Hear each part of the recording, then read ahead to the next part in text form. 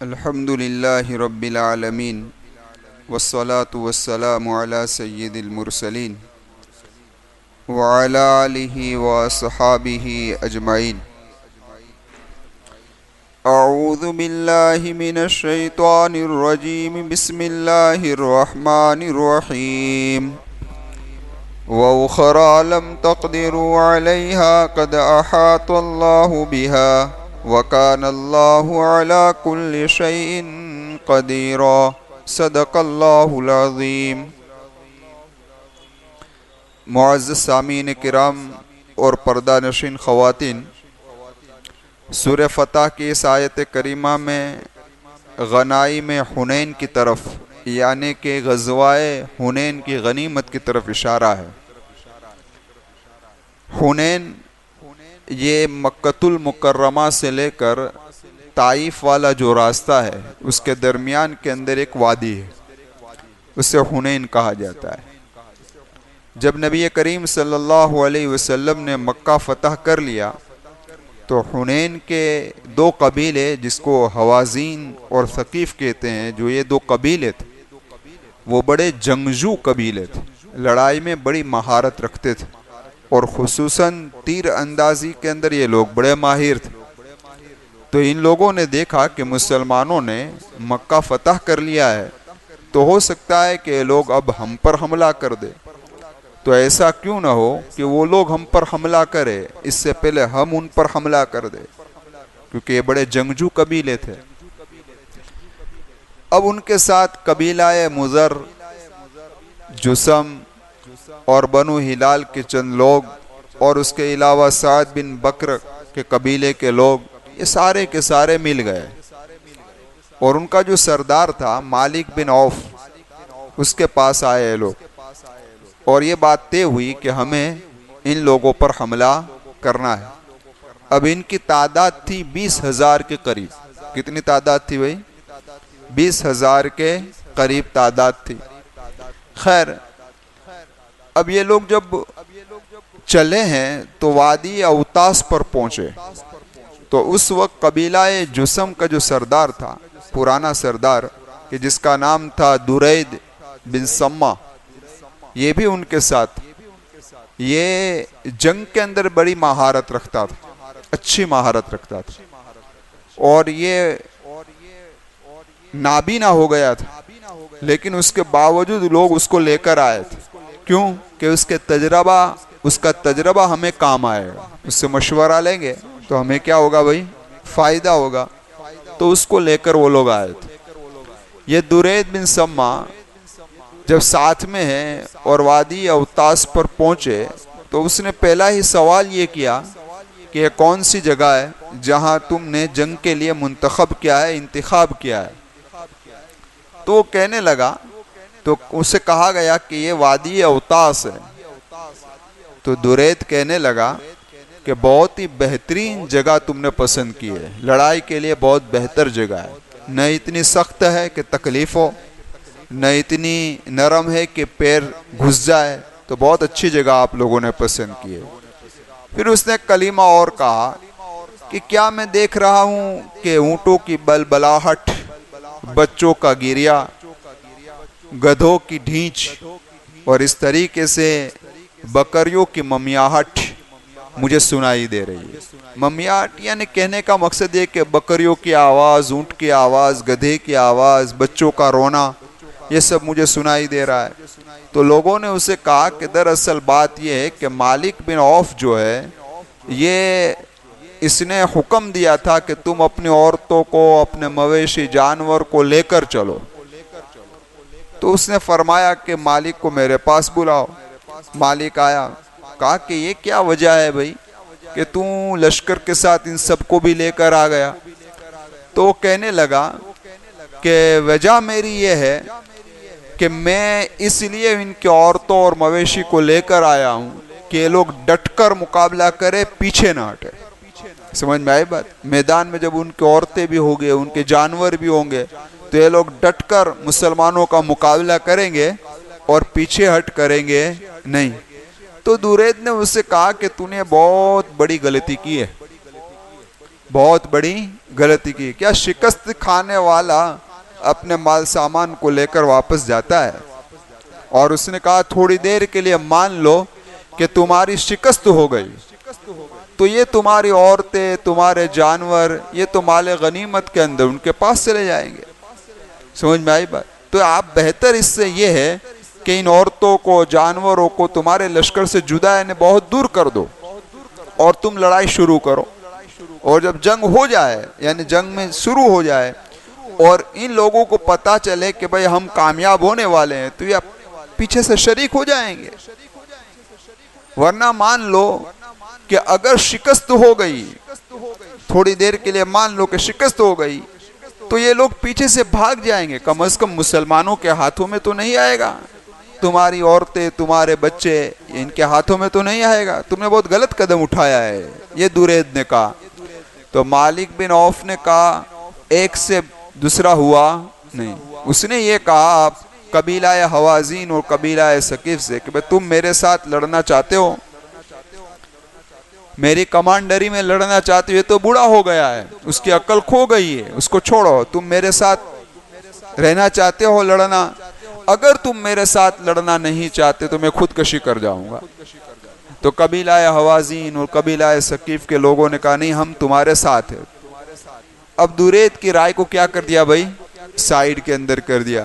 پھر انہوں نے ایک کام یہ کیا کہ اپنے جاسوس کو بھیجا کہ جاؤ کہ محمد صلی اللہ علیہ وسلم اور اس کے اصحاب کے حالات کو لے کر آؤ.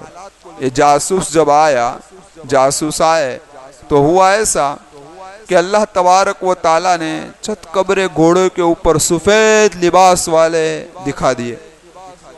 اب جن یہ لوگ دیکھے گئے ان کے جاسوس کو تو یہ کانپنے لگے. اسی حالت کے اندر وہاں پہنچے تو مالک نے کہا ایسی حالت تمہاری کیوں ہو گئی؟ تو وہ کہنے لگے کہ ہم نے چھت قبر گھوڑوں کے اوپر سفید لباس والے ایسے لوگوں کو دیکھا ہے کہ جس کو دیکھ کر ہماری یہ حالت ہو گئی ہے. اب ہو سکتا ہے کہ اللہ نے فرشتوں کا نظارہ کرایا ہو. خیر، یہ تو واپس ہو گئے. یہاں نبی کریم صلی اللہ علیہ وسلم کو اطلاع ہوئی کہ بھئی یہ غزوائے کیا کہتے ہیں قبیلہ حوازین و ثقیف اور یہ 20,000 کا لشکر لے کر حملہ کرنے والے ہیں. تو جیسا کہ میں نے آپ سے کہا تھا کہ اللہ کے محبوب صلی اللہ علیہ وسلم 6 شوال تک کہاں ٹھہرے تھے؟ مکۃ المکرمہ میں 19 دن ٹھہرے تھے. مکہ جب فتح ہوا تو آپ وہیں پر تھے.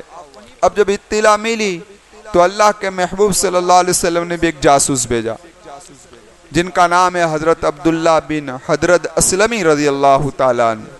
ان سے میرے محبوب نے فرمایا کہ جاؤ تم دشمن کے اندر گھس جاؤ اور پوری جاسوسی لے کر آؤ، ان کے پورے حالات کی جانکاری لے کر آؤ.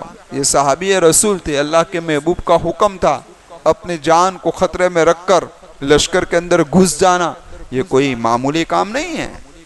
تو آپ گئے اور ایک کتاب کے اندر لکھا ہے کہ 1 سے 2 دن آپ اندر ٹھہرے اور اس کے بعد ساری معلومات کو لے کر نبی کریم صلی اللہ علیہ وسلم کی خدمت میں آ گئے کہ اللہ کے محبوب صلی اللہ علیہ وسلم اس طریقے سے ہیں. تو اللہ کے محبوب نے اعلان فرمایا کہ چلو ہمیں حنین کی طرف روانہ ہونا ہے. اب آپ کا یہ کہنا تھا، سنیچر کا دن تھا، 6 شوال تھی، سن ہجری 8. 10,000 صحابہ تو وہ تھے جو مدینہ سے مکہ فتح کرنے کے لیے آئے تھے اور دوسرے 2,000 اور مل گئے کیونکہ جب مکہ فتح ہوا تو وہاں بہت سارے لوگوں نے ایمان قبول کیا تھا، کچھ غیر مسلم بھی تھے. یہ سب نبی کریم صلی اللہ علیہ وسلم کے ساتھ ہو گئے. تو سامنے 20,000 کا لشکر ہے، یہاں لشکر کتنے کا ہے؟ 12,000 کا لشکر حنین کی طرف روانہ ہو رہا ہے. درمیان کے اندر 2-3 واقعات پیش آئے. ان میں سے ایک واقعہ یہ پیش آیا کہ جب یہ لشکر جا رہا تھا حنین کی طرف تو ایک بیر کا ہرا درخت کہ جس کو ذات الانوات کہتے ہیں وہاں نظر آیا. کیونکہ زمانہ ہے عرب کے جو مشرکین تھے وہ اس درخت کے اوپر اپنے ہتھیار کو لٹکاتے تھے، پھر وہاں جانور ذبح کرتے تھے اور پھر میلہ لگتا تھا. تو ان لوگوں نے بھی نبی کریم صلی اللہ علیہ وسلم سے فرمایا اے اللہ کے محبوب صلی اللہ علیہ وسلم آپ ہمارے لیے بھی کوئی ذات انوات کر دیجئے کہ ہم بھی اس طریقے سے کریں. تو میرے محبوب صلی اللہ علیہ وسلم غصے ہو گئے. اللہ کے محبوب کو غصہ آ گیا اس بات پر. اللہ کے محبوب صلی اللہ علیہ وسلم نے فرمایا کیا تم وہ بات کرتے ہو جو حضرت موسیٰ علیہ السلام سے اس کی قوم نے کہی تھی کہ اے موسیٰ اجعل لنا الہا، کہ آپ ہمارے لیے بھی کوئی معبود بنا دے کہ ہم اس کی پرستش کریں. بنی اسرائیل نے حضرت موسیٰ سے کہا تھا نا کہ آپ ہمارا بھی کوئی معبود بنا دیجئے کہ ہم اس کی پرستش کرتے رہے. تو کیا تم ایسی بات کرتے ہو؟ زمانہ جاہلیت کے اپنے پہلو والوں کے طریقے پر چلنا چاہتے ہو. خیر، یہ ایک واقعہ پیش آیا. دوسرا واقعہ تو یہ پیش آیا کہ اللہ کے محبوب صلی اللہ علیہ وسلم کے ایک صحابی رسول پہاڑ کے اوپر چڑھے اور انہوں نے دشمن کے لشکر کا معائنہ کیا تو دیکھا کہ اس میں عورتیں بھی ہیں، جانور بھی ہیں، سب کچھ ہے. تو اللہ کے محبوب صلی اللہ علیہ وسلم کو آ کر اطلاع دی کہ میرے محبوب حال اس طریقے سے ہے. تو اللہ کے محبوب صلی اللہ علیہ وسلم مسکرائے. اللہ کے محبوب نے فرمایا کہ انشاءاللہ یہ سب ہمیں مال غنیمت کے اندر نصیب ہونے والا ہے. یعنی غزوہ حنین کی فتح کی طرف اشارہ اللہ کے محبوب نے فرمایا. اب ذرا دیکھیں لشکر جا رہا ہے تو ان میں سے کچھ لوگوں کی زبان سے کلمہ نکلا. وہ کلمہ کیا تھا؟ کہ وہ کلمہ ایسا کلمہ تھا جو اللہ تبارک و تعالیٰ کو ناپسند آیا. وہ کلمہ یہ تھا کہ آج تو ہم کثیر تعداد کے اندر ہیں. کیا ہے؟ آج ہم کثرت سے ہیں. آج ہم اپنی کم تعداد کی وجہ سے ہاریں گے نہیں. سمجھ میں آئی بات؟ کم تعداد، کیونکہ آج تو ہماری تعداد زیادہ ہے، آج تو فتح ہمارے ہاتھ میں ہے. ہم کم تو ہے نہیں کہ ہماری کم تعداد کی وجہ سے ہار جائیں گے. اس میں دراصل ایک بات چھپی ہوئی تھی کہ خلاصہ یہ نکل رہا ہے کہ ان کی نظر تعداد پر گئی، اللہ کی طاقت پر. سمجھ میں آئی بات؟ تو یہ ایک ایسا کلمہ تھا جس میں فخر چھپا ہوا تھا کہ آج ہم اپنی تعداد کی وجہ سے جیت جائیں گے. جتانے والی ذات اللہ کی ہے، نہ کثرت کام آتی ہے نہ قلت کام آتی. یہ تو نمونہ ہے ہمارے سامنے، دیکھ لیا آپ لوگوں نے بھی. ایک چھوٹا سا ملک 40 ملک کو ہرا کر بیٹھ گیا ہے نا بھائی. ہمارے سامنے نمونہ ہے. وَأَنْتُمُ الْأَعْلَوْنَ إِن كُنْتُم مُؤْمِنِينَ، تم ہی سر بلند رہو گے، پکے مومن بن جاؤ، چاہے تم کم تعداد میں ہی کیوں نہ ہو، لیکن پکے مومن تو بن جاؤ. پھر دیکھو ہم تمہیں فتح و نصرت کا مزہ چکھاتے ہیں یا نہیں ہے. تو خیر، کہنے کا مقصد یہ ہے کہ یہ کلمہ اللہ تبارک و تعالیٰ کو کیا ہوا بھائی؟ ناپسند آیا. اب علماء نے لکھا ہے کہ آخر کیا وجہ تھی کہ زبان سے، حالانکہ وہ صحابہ کہ جو نبی کریم صلی اللہ علیہ وسلم کی صحبت میں رہے تھے، آپ کی خانقاہ میں رہے تھے، اور جن کا ایمان و یقین مضبوط ہو گیا تھا، یہ آخر ایک کلمات چند لوگوں کی زبان سے کیوں نکلا؟ تو علماء نے لکھا ہے دراصل وہ جو نئے ابھی مسلمان ہوئے تھے نا، جو مکہ میں سے ابھی نئے مسلمان ہوئے تھے، ابھی ایمان تو ان کے دلوں میں بالکل پہنچا نہیں تھا. 10-12 دن ہوئے ہوں گے ایمان لانے کو، 15 دن کا. سمجھ میں آئے؟ تو ان کی صحبت کا اثر تھا. کس کا اثر تھا بھائی؟ ان کی صحبت. اس لیے پتہ یہ چلتا ہے کہ صحبت کا اثر بہت لگتا ہے. اچھوں کی صحبت میں رہو گے تو انشاءاللہ اچھائی آئے گی، بروں کی صحبت میں رہو گے تو کیا آئے گی بھائی؟ برائی آئے گی. تو صحبت کا اثر، وہ بھی ان کی صحبت کا اثر ایسی مقدس شخصیتوں کو ہوا کہ جو نبی کی صحبت میں رہ چکے. سمجھے؟ آپ کو میں ایک درمیان میں ایک بات اور عرض کر دوں جو نسائی شریف کی روایت ہے. اللہ کے محبوب صلی اللہ علیہ وسلم فجر کی نماز پڑھا رہے ہیں اور سورہ روم آپ تلاوت کر رہے ہیں. آپ قرات کرتے ہیں تو قرات کے اندر آپ کو خلجان ہو رہی ہے، التباس ہو رہا ہے. تو آپ جب نماز سے فارغ ہو گئے تو اللہ کے محبوب صلی اللہ علیہ وسلم نے فرمایا کیا دیکھ رہا ہوں کہ تم میں سے کچھ لوگوں کا وضو صحیح نہیں ہے. یہ وضو صحیح نہیں ہے، اس کا اثر نبی کریم صلی اللہ علیہ وسلم کے پاکیزہ قلب پر پڑا. وضو صحیح نہیں، اس کا مطلب یہ نہیں تھا کہ تم نے بغیر وضو کے کوئی نماز پڑھ رہا تھا، بلکہ فرائض تو اس نے ادا کر ہی لیے تھے. وضو کے جو سنن اور آداب تھے اس میں کمی تھی. کس میں کمی تھی؟ وضو کے جو سنن اور آداب ہوتے ہیں، سنتیں، اس کے اندر کمال نہیں تھا، اس میں کمی تھی. تو ان مقتدیوں کے ایسے وضو کی وجہ سے نبی کریم صلی اللہ علیہ وسلم کی امامت میں آپ کے دل پر اثر پڑ رہا ہے۔ سمجھ میں آئی بات؟ تو اس سے اندازہ لگاؤ کہ صحبت کا اثر کیسا پڑ رہا ہے۔ اب ذرا آپ دیکھیں کہ اس سے ایک بات صاف معلوم ہوئی کہ اللہ کے محبوب صلی اللہ علیہ وسلم کے دل پر ان کے وضو کے اندر کمی ہونے کی وجہ سے آپ کے دل کی کیفیت پر اثر پڑا، جس کی وجہ سے آپ کی قرات کے اندر خلجان پیدا ہو گیا۔ علامہ طیبی رحمت اللہ علیہ فرماتے ہیں کہ اس سے پتہ یہ چلتا ہے کہ جو آدمی سنتوں پر عمل کرے گا، اللہ کے محبوب صلی اللہ علیہ وسلم کی اتباع پر چلتا رہے گا، سنن و آداب والی زندگی گزارے گا، تو اس کا اثر اور اس کے برکات دوسروں پر پڑیں گے۔ کیا پڑیں گے بھائی؟ اس کا اثر دوسروں پر پڑیں گے۔ اس لیے آپ ذرا دیکھیں، میں نے اس سے پہلے بھی عرض کیا تھا کہ اللہ کے محبوب صلی اللہ علیہ وسلم کا رعب کتنا تھا، کئی میلوں تک آپ کا رعب تھا۔ تو جو آدمی نبی کریم صلی اللہ علیہ وسلم کی جتنی اتباع کرے گا، اتنا رعب اس کا دوسرے پر کیا ہوگا بھائی؟ پڑے گا۔ یہاں ہوگا وہاں کپ کپ اس کو طاری ہو جائے گی، اتنا ڈر پیدا ہو جائے گا۔ سمجھ میں آئی بات؟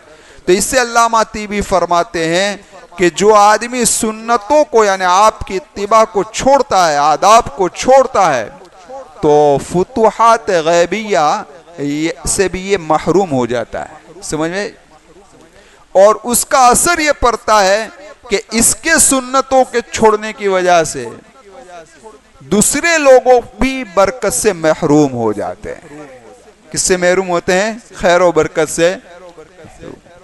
تو آپ ذرا اندازہ تو لگاؤ کہ جو آدمی سنت کے چھوڑے تو دوسرا خیر و برکت سے محروم ہو جائے، تو کیا خیال ہے ہمارا اس بات پر کہ جس گھر کے اندر شوہر نماز پڑھ رہا اور بیوی نماز نہ پڑھ رہی، یا میاں بیوی دونوں نماز پڑھ رہے ہو اور اولاد نماز نہ پڑھ رہی، یا اولاد نماز پڑھ رہی ہو تو ماں باپ نماز نہ پڑھ رہے ہو، یا بیوی نماز پڑھ رہی ہے تو شوہر نماز نہ پڑھ رہا ہو، تو جو فرائض کو چھوڑیں گے تو اس کی وجہ سے دوسروں پر بھی کیا ہوگی؟ خیر و برکت سے کیا ہو جائیں گے؟ محروم۔ تو دیکھیے، یہ ایک ایسا کلمہ تھا جو اللہ کو پسند آیا نہیں کہ تمہاری نظر تمہاری تعداد پر گئی، تو اللہ تبارک و تعالیٰ نے ابتداً غزوہ حنین کے اندر ان کے قدموں کو کیا کر دیا بھائی؟ پیچھے ہٹا دیا۔ سمجھ میں آئے؟ مسلمانوں کے قدم پیچھے ہٹ گئے۔ اللہ کے محبوب صلی اللہ علیہ وسلم بھی موجود ہے۔ اسی کا نقشہ سورۃ توبہ کے اندر کھینچا، لَقَدْ نَصَرَكُمُ اللَّهُ فِي مَوَاطِنَ كَثِيرَةٍ وَيَوْمَ حُنَيْنٍ۔ قرآن کیا کہہ رہا ہے؟ اِذْ أَعْجَبَتْكُمْ كَثْرَتُكُمْ فَلَمْ تُغْنِ عَنْكُمْ شَيْئًا وَضَاقَتْ عَلَيْكُمُ الْأَرْضُ بِمَا رَحُبَتْ ثُمَّ وَلَّيْتُمْ مُدْبِرِينَ۔ کیا کہا قرآن نے؟ قرآن یہ کہہ رہا ہے کہ تمہاری کثرت نے تمہیں کچھ فائدہ دیا نہیں، اور زمین کے کشادہ ہونے کے باوجود بھی وہ تم پر تنگ ہو گئی، ہاں، اور تم پیٹھ پھیر کر بھاگ گئے۔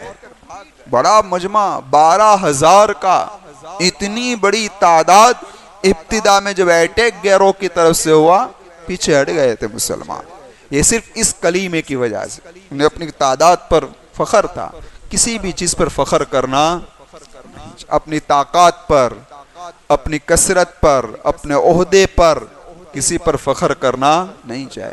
اللہ تبارک و تعالیٰ فرماتے ہیں ثم انزل اللہ سکینتہ علیہ وأیدہ بجنود لم تروہا۔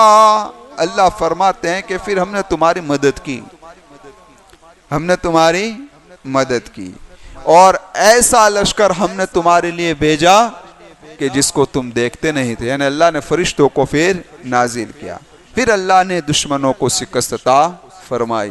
تو اب ذرا دیکھیں کہ اس کلمے کی وجہ سے ابتداً جو مسلمانوں پر حالات آئے، اس کا نقشہ کیا تھا اور کس طریقے سے ان کو پیچھے ہٹنا پڑا، وہ انشاءاللہ آئندہ مجلس کے اندر میں آپ حضرات کے سامنے پیش کروں گا۔ آمین وآخر دعوانا ان الحمدللہ رب العالمین۔ سبحان اللہ و بحمدہ سبحانک اللہم و بحمدک ونشہد ان لا الہ الا انت نستغفرک ونتوب الیہ۔ ہمارے